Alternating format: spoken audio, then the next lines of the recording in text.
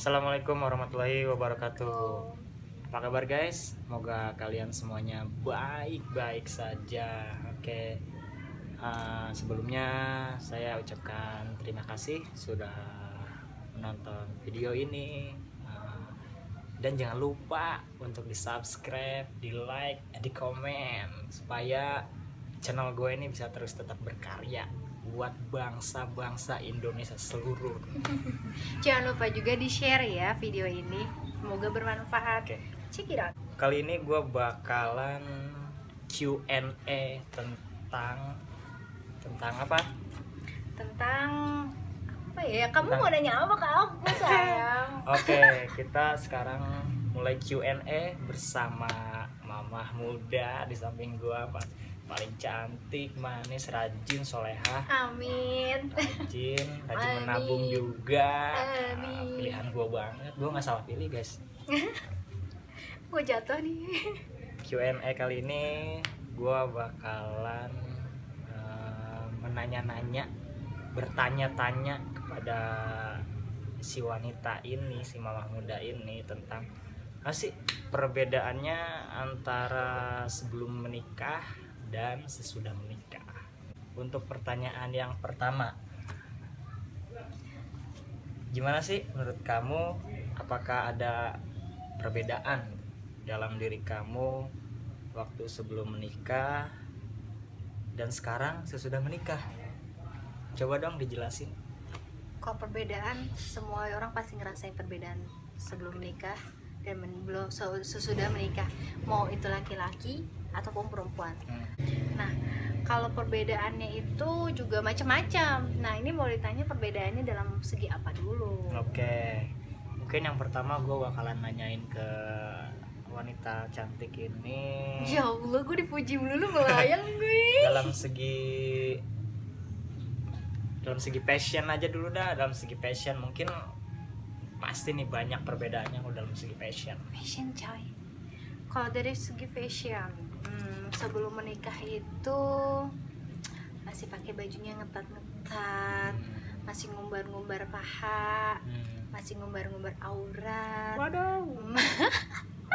Iya. Wanjay. Tapi fashionnya tuh lebih ke girly tapi agak ke tomboy gitu. Tapi kalau misalnya dari face ya, waktu belum menikah itu meskipun suka make up tapi nggak full, paling cuma lipstick, bedak, udah. Nggak pernah pakai alis karena diomelin sama sang emak, nggak boleh perawan pakai alis. Biasa orang zaman dulu kan begitu ya, Iya. pamali. Tapi kan kalau zaman sekarang pakai zaman alis. 2019 ya, mungkin ada sebagian orang yang nggak percaya itu dan ada sebagian juga yang percaya itu. Sebenarnya sih ya pakai alis itu, kalau perawan pakai alis kesannya tuh jadi nggak ada cahayanya gitu, mana perawan mana bukan, mana udah nikah mana bukan, nggak kelihatan. Betul nggak? Betul dong, iya nggak sih? Iya dong. Terus kalau misalnya sudah menikah, gimana ya, lebih suka banget make up kayak sekarang. Wow, ini Selalu beli online. waduh, ini kayaknya suaminya harus banyak-banyak beli make up. Kamu mah nggak usah beli make up, kasih uangnya aja. Iyalah, tapi semua itu kita atur lah ya, nggak semuanya beli make up ini harus itu, enggak, yang penting-pentingnya aja. Iya. Karena make up itu bukan sekedar kita coret-coret di muka, tapi make up itu adalah sebuah seni karya dimana kita tuh bisa ngeluapin apapun perasaan kita di make up gitu. Sama halnya kayak kalian itu suka bernyanyi, menari, kayak gitu aja sih. Yo man. Oke bang. Oke, ada lagi dalam segi fashion? Oh, dalam segi fashion yang ke beberapa kalinya sih gimana ya, lebih nyaman dengan yang sekarang udah nikah tuh, lebih tertutup gitu auratnya. Emang dulu nggak tertutup dari maksudnya tertutup tuh nggak pakai hijab atau apa? Kan dibilang tadi awal pakai celana pendek, masih ngumbar aurat, masih nggak pakai kerudung. Kayak kerudungnya kalau kalau acara-acara tertentu aja gitu guys. Oke. Terus dari Ada lagi? Udah Mungkin itu aja. aja. Mungkin Sama antar. Belum, pertanyaannya pasti banyak. Oke nih. masih dalam passion ya, masih dalam passion nih Oke, boleh pertanyaannya. deh, boleh deh. Yang memotivasi kamu untuk menutup aurat itu apa sih gitu, yang Yang bikin memotivasi. memotivasi diri kamu gitu? Sebenarnya aku menutup aurat, maksudnya berhijab itu belum lama. Berhijab, bener-bener berhijab gitu, belum lama. Dan itu pun semenjak punya anak. Semenjak punya Kireina. Bukan semenjak punya aku. Bukan. Nah, semenjak punya Kireina tuh rasanya gimana ya, pas udah lahiran nih kan, namanya kita lahiran masih belum bisa ngapa-ngapain kan kalau perempuan habis lahiran. Nah, dulu kan nggak pakai kerudung. Kalau nyusuin itu ya di tempat tidur atau di mana tuh namanya, di luar juga kan, kadang digelar tempat tidur gitu nyusuin. Terus kadang-kadang ada yang lewat, entah itu abang, keponakan laki-laki, kayaknya risih aja gitu, apa sih namanya, susu kita tuh kelihatan tuh kayaknya risih aja gitu. Kayak dari situ pengen pakai kerudung deh biar sekalian ketutupan juga kan kalau nyusuin, biar nggak risih gitu kan.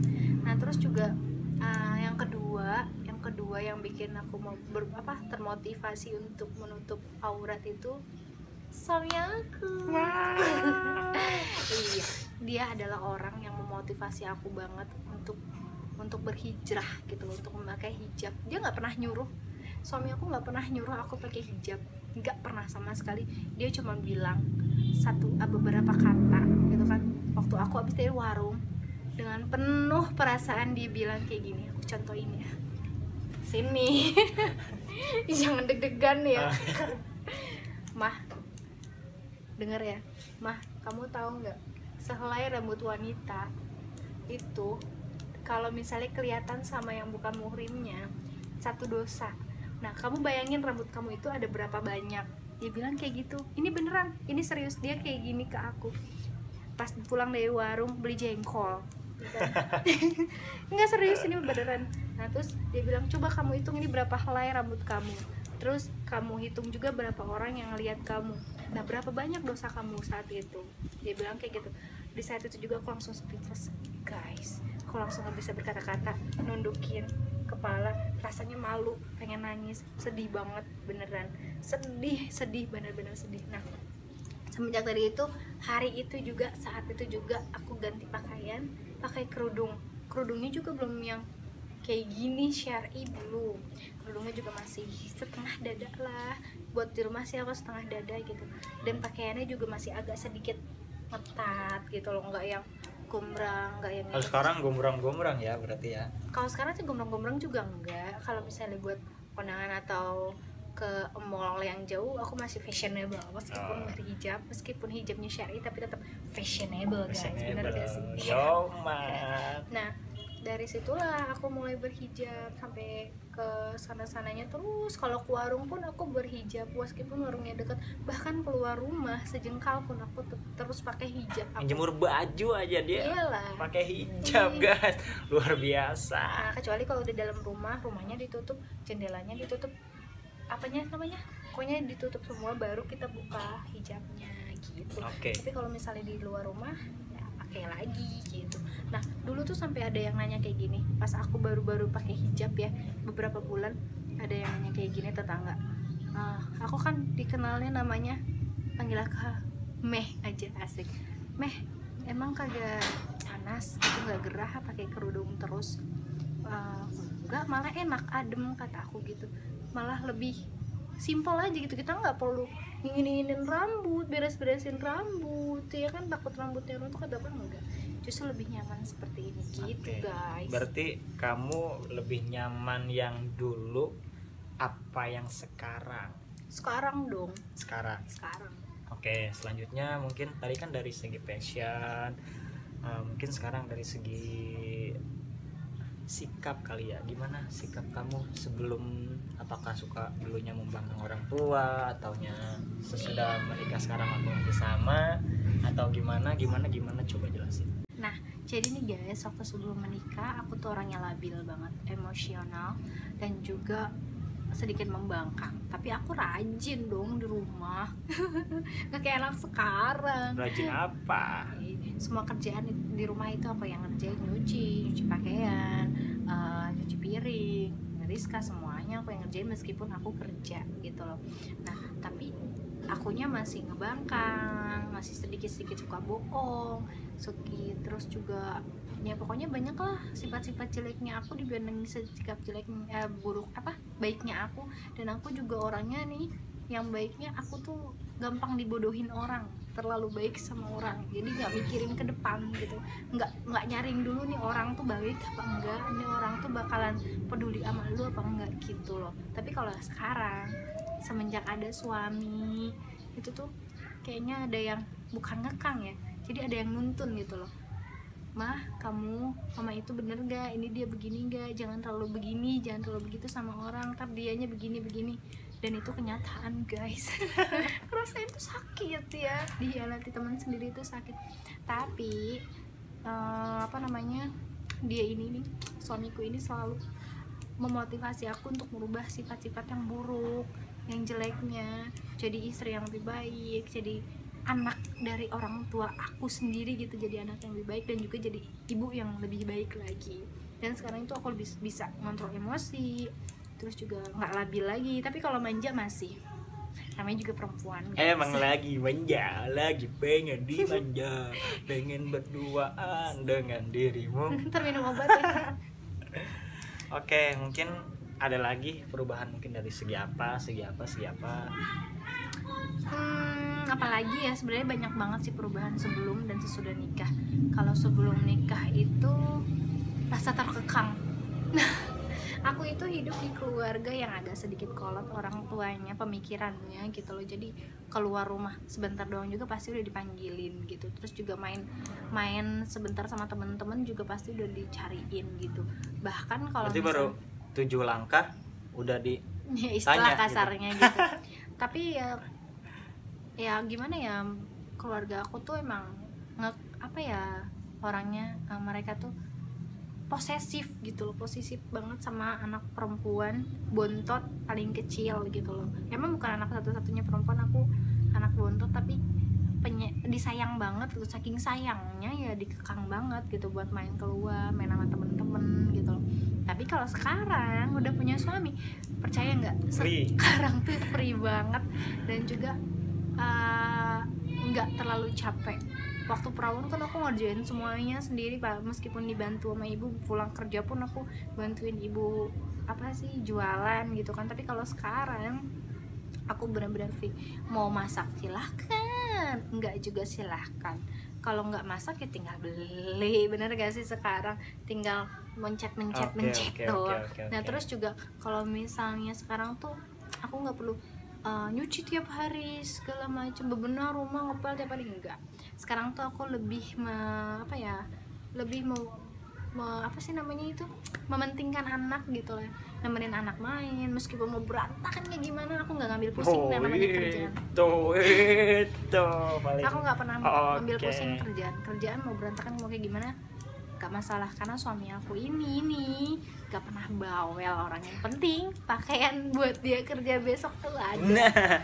Nah itu yang paling penting. Pokoknya pakaian yang paling yang paling striker buat gua gitu, yang paling terdepan buat gua, itu yang harus dipentingin buat gua, karena itu emang salah satu ya pokoknya itulah. Oke. Aku mau minta sama kamu kata-kata brilian buat wanita-wanita di seluruh Indonesia. Guys, berhijab itu bukan pilihan. Sekali lagi ya, berhijab itu bukan pilihan. Berhijab itu kewajiban bagi semua wanita muslimah di dunia. Jadi kalian itu jangan nunggu dapat hidayah lah atau apalah. Memang semuanya itu ada hidayahnya. Hidayah itu bukan dicari, tapi memang udah ada di dalam diri kita, tinggal diri kitanya aja untuk menyadarinya dan juga memotivasi diri sendiri. Jadi mulai sekarang ayo kita berhijab, kita berhijrah buat ke yang lebih baik. Seburuk-buruknya wanita, tetap aja dia wajib untuk berhijab. So kalian ayo berhijab.